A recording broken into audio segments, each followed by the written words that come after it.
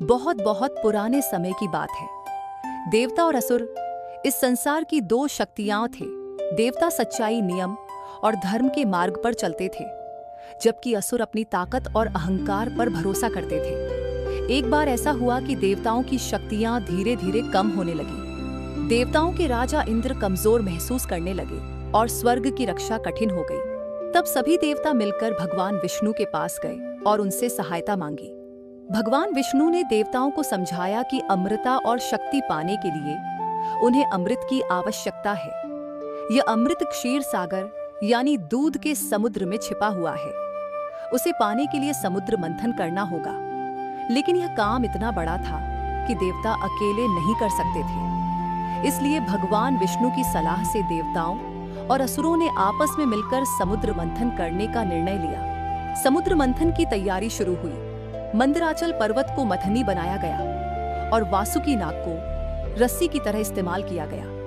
देवता वासुकी की पूंछ की ओर खड़े हुए और असुर उसके फन की ओर। जैसे ही मंथन शुरू हुआ, समुद्र में जोर जोर से हलचल होने लगी। चारों ओर लहरें उठने लगी और पूरा आकाश गूंज उठा। कुछ समय बाद समुद्र से भयानक विष निकला, जिसे हल्लाहल कहा जाता है। ये विष इतना जहरीला था कि पूरी धरती, आकाश और जीव जंतु नष्ट हो सकते थे। सभी देवता और असुर डर गए। तब संसार की रक्षा के लिए भगवान शिव आगे आए।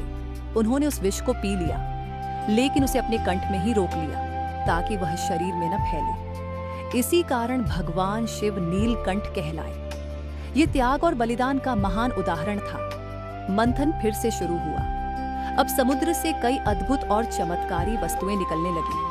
सबसे पहले कामधेनु गाय प्रकट हुई, जो सभी की इच्छाएं पूरी कर सकती थी। फिर कल्पवृक्ष निकला, जो मनचाही वस्तुएं देता था। इसके बाद ऐरावत हाथी निकला, जो इंद्र का वाहन बना। सुंदर अप्सराएं भी प्रकट हुई, जिनसे स्वर्ग और भी रमणीय हो गया। इसके बाद समुद्र से माता लक्ष्मी प्रकट हुई। वे सौंदर्य, धन और शुभता की देवी थी। सभी देवता और असुर उनकी ओर देखने लगे, लेकिन माता लक्ष्मी ने भगवान विष्णु को अपना स्वामी चुना।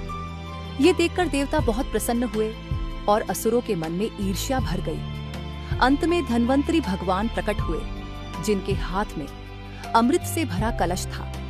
अमृत को देखते ही असुरों का मन बदल गया। वे अमृत को देवताओं के साथ बांटना नहीं चाहते थे। तभी भगवान विष्णु ने मोहिनी रूप धारण किया। मोहिनी इतनी सुंदर और बुद्धिमान थी कि असुर उनके वश में आ गए। मोहिनी ने चतुराई से देवताओं को अमृत पिलाया और असुरों को खाली हाथ रख दिया। इस प्रकार देवताओं ने अमृत पाकर अपनी शक्ति वापस पा ली।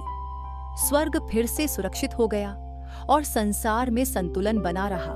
समुद्र मंथन की यह कथा हमें सिखाती है कि धैर्य, एकता, त्याग और बुद्धि से बड़े से बड़ा कार्य भी पूरा किया जा सकता है। साथ ही यह भी कि सच्चाई और धर्म का मार्ग हमेशा विजय दिलाता है।